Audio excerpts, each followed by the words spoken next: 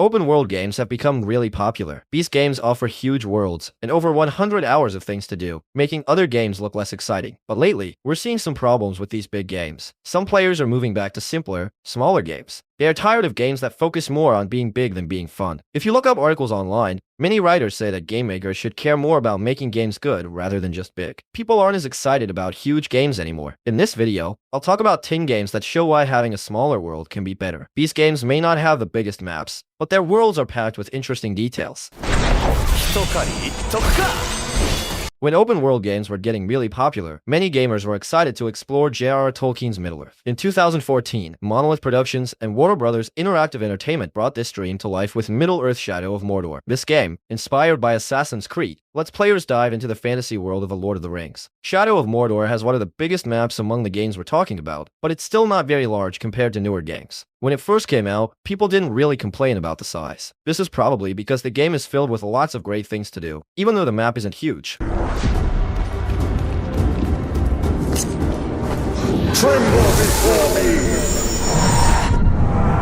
The Simpsons Hit and Run is often called the Grand Theft Auto for kids. It came out in 2003 and brought the fun of Rockstar's GTA game to the famous town of Springfield. The game, made by Radical Entertainment, focuses a lot on driving. Most of the missions are about racing from one place to another quickly. The game might not have a lot of different types of missions, but just driving around the maps of Springfield is really fun. That's why this game is on our list. For more than 10 years, people have been hoping for a new version or even a remake of the game, but sadly, there hasn't been any news about that yet.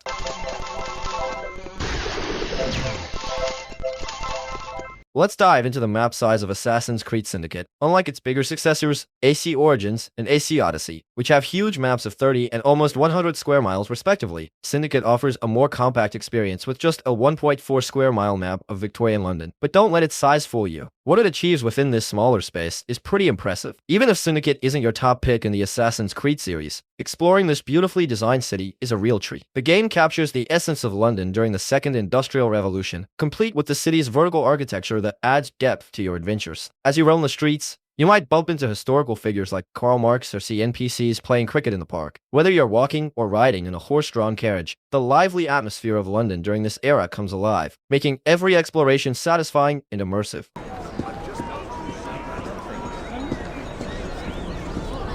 Let's talk about a game often called GTA School or GTA Kids, Rockstar's Bully, which was released in 2006. Even though it's been quite a while, Bully is still remembered as one of Rockstar's standout games, even with its rough edges. The school and town in Bully might not be very big, but they are full of interesting things to do. You'll meet some of Rockstar's most unique characters, each offering strange and fun side quests that you won't find anywhere else. Even though the game world is small, it feels very lively. As you walk around the boarding school or the town, you can hear kids talking, arguing, and just living their lives. They even change what they are doing depending on the time of day. You have a lot of freedom to do what you want in the game, but the game also makes sense and reacts to what you do. If you skip class, you'll get into trouble, and the school closes after the day is over. The music in the game is great, and there's always something interesting to see or do. Because everything is so close together, there's no wasted space. It all feels important. Bully is like a small treasure in the gaming world. What's going on? You know I think you're the coolest, right?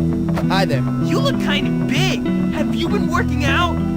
Be glad I didn't put you in upside down. Will be much The Yakuza series is now on Game Pass, and Sega is getting well-deserved recognition for its role in creating engaging small open-world games. The Yakuza series may have a smaller map, but it's bursting with activities. You can shop, bowl, play darts, race in pocket circuits, sing karaoke, dance at clubs, and much more. The game also includes quirky side quests that add a fun, lighthearted touch. Using the same map, Kamurocho, throughout the series might seem repetitive, but Yakuza is not just any game series, and Kamurocho is not just any city. It's an exciting, mysterious, and unpredictable place. Yet it feels familiar. It's full of restaurants to eat at, NPCs who give missions, and big stories about the city's struggles. Although Kamurocho stays mostly the same across the series, you can spot small changes as the games move through different decades. There's always a new person to meet, a touching side story, or even a lost cat needing help. As the series has grown, including the Judgment spin-off, there's more exploration, especially vertical, letting you dive deeper into the city's layers. Kamurocho may not be a large map, but every part of it is vibrant and full of detail. You begin to feel like you're part of its history, just like the series' beloved protagonist, Kazuma Kiryu. With so many things to see and do in every corner, Kamurocho has become an iconic setting, proving that a smaller space can still deliver a powerful and immersive experience.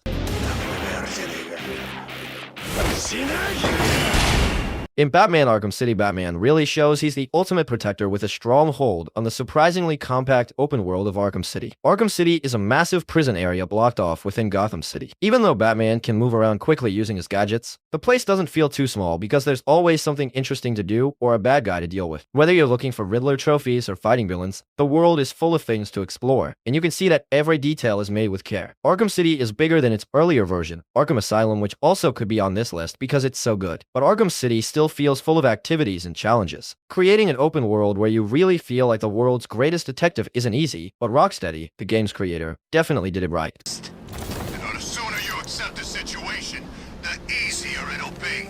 Sleeping Dogs. Sure, Sleeping Dogs might not have the tiniest map on this list, but it's only about as big as Grand Theft Auto Vice City, and honestly, it feels massive because it's just that good. This game, in its take on Hong Kong, are pretty much loved by everyone, and for good reason. Even though it's under 2 square miles, Sleeping Dogs does a ton with its small space. Seriously, with just 4 districts, it manages to create a world that's super detailed, super fun to explore, and packed with stuff to do. Plus, the story sucks you right in, making the city feel even more immersive. The devs really went all out to capture the essence of Hong Kong, and it paid off big time. Reviewers couldn't stop praising how authentic and charming the city felt. Every street feels alive, the vibe is spot on, and it's the perfect backdrop for Wei Shin's journey.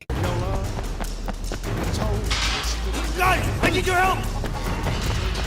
Deus Ex Mankind Divided. While some folks might have wished Mankind Divided lasted longer, others appreciated its concise 20 to 30 hour gameplay, finding it refreshing not to overstay its welcome. This sentiment extends to its map of Prague, which clearly prioritized quality over quantity. Sure, the game isn't one big open world, but rather a series of smaller maps. But that's what makes it shine. It takes advantage of its limited space to create detailed environments packed with activities and rich side quests. Each area is bursting with personality, immersing you fully in its world. This is what people mean when they talk about game worlds that are a joy to explore. Impeccable world design. You'll find yourself wanting to experience every little thing because just being in the game environment feels exhilarating. Eidos Montreal intentionally kept Prague's hub world small so players would always find something interesting around the corner, avoiding the need for bland, repetitive buildings just to fill space. It's an approach that results in a world you can truly appreciate, filled with environmental storytelling and tasty bits of lore.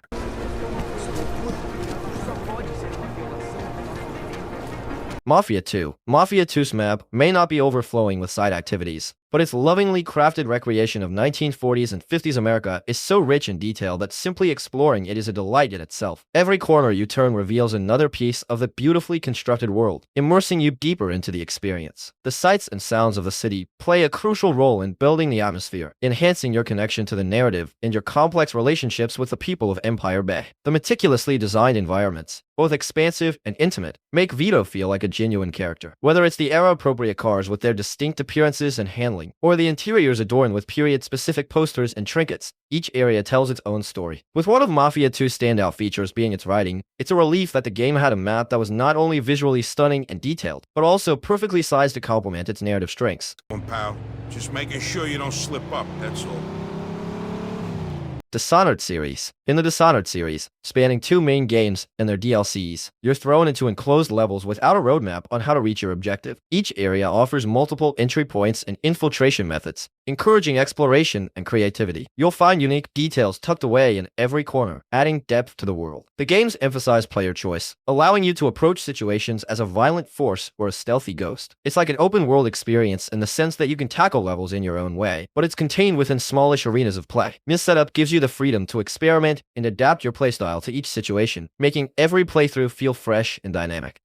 She looked up at me and asked what shrines to the outsider could be found across the aisle.